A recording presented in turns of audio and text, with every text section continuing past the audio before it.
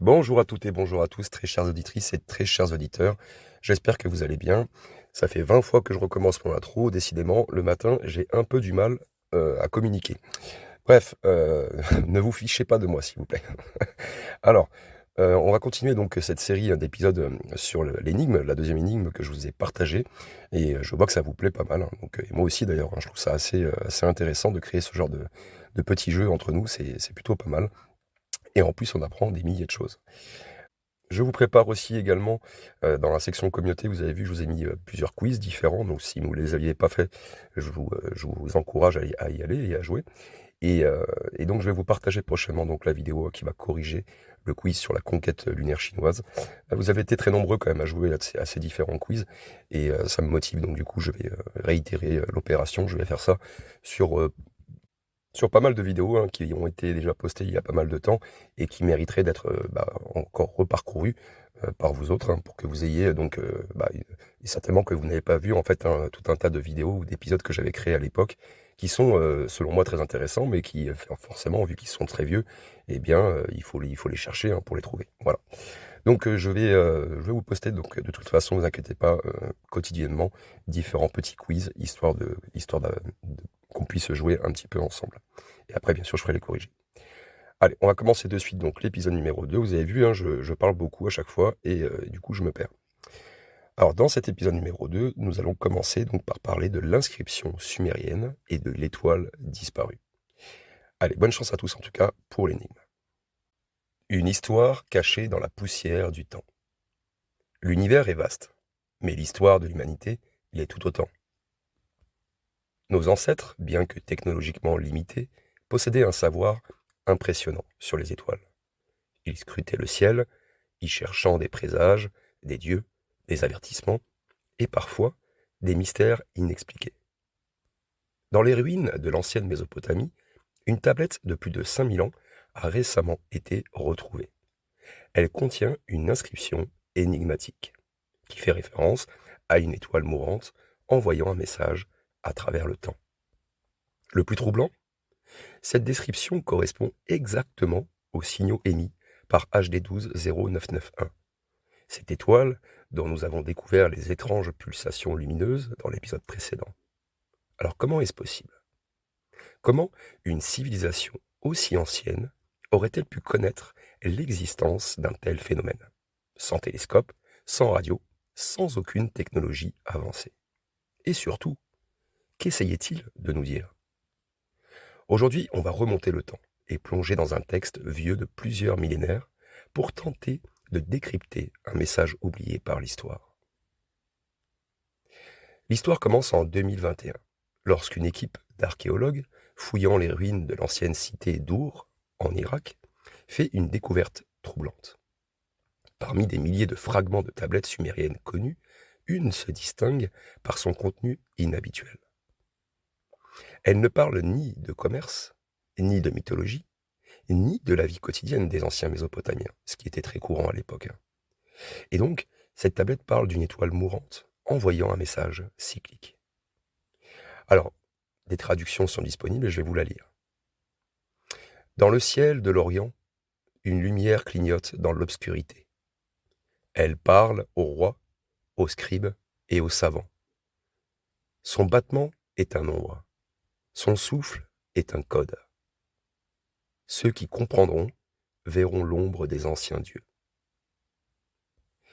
Alors vous voyez, les chercheurs, d'abord sceptiques, ils croient à une coïncidence.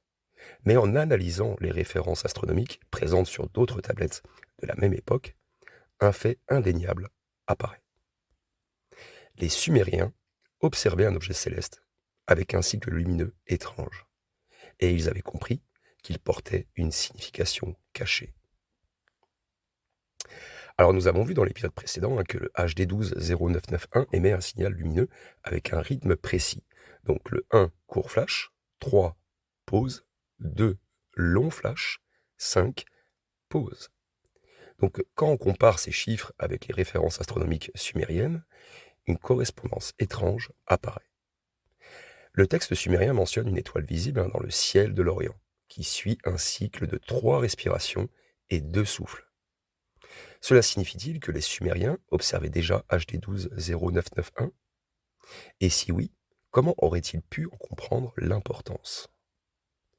Alors, une hypothèse émerge. Le signal de HD 120991 n'est pas un phénomène récent. Il existe depuis au moins 5000 ans. Et les Sumériens, d'une manière ou d'une autre, avaient perçu sa signification.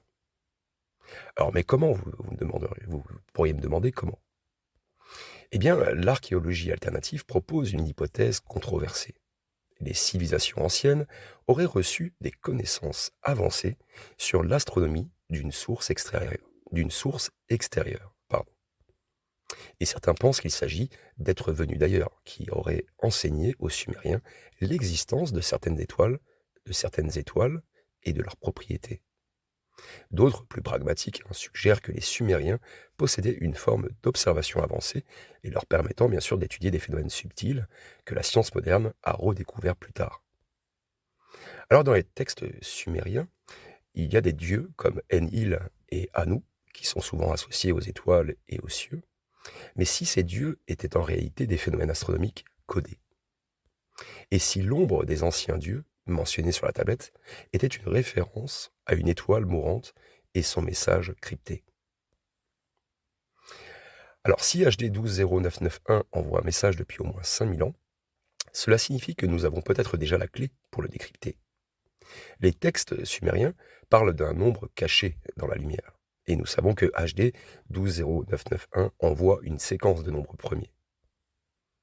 Allez, votre mission.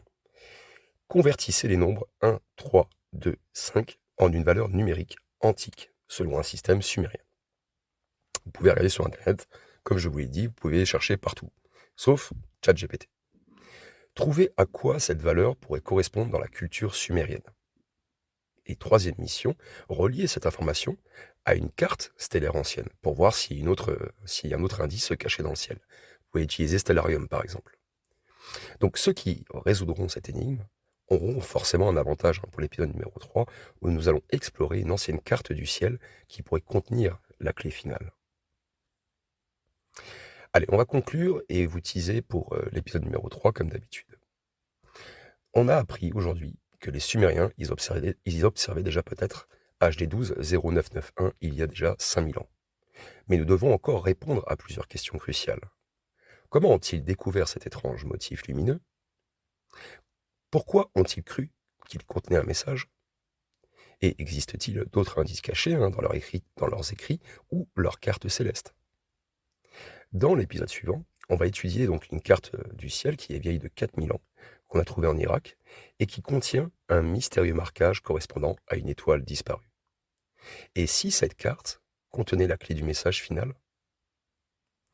Donc, votre tâche avant l'épisode 3 est de convertir donc la séquence 1, 3, 2, 5 en chiffres sumériens, ensuite comparer-les avec d'autres nombres présents dans les inscriptions astronomiques antiques, et essayer de voir si un lieu précis du ciel correspond à ces nombres. Voilà, l'épisode est terminé, j'espère que vous allez tous trouver cette partie d'énigme en tout cas. Je vous ai donné quelques indices, donc pour les plus attentifs, normalement vous les avez peut-être repérés déjà. Et je vous souhaite donc bonne chance à tous, et je vous dis à bientôt pour le prochain épisode. Prenez tous soin de vous.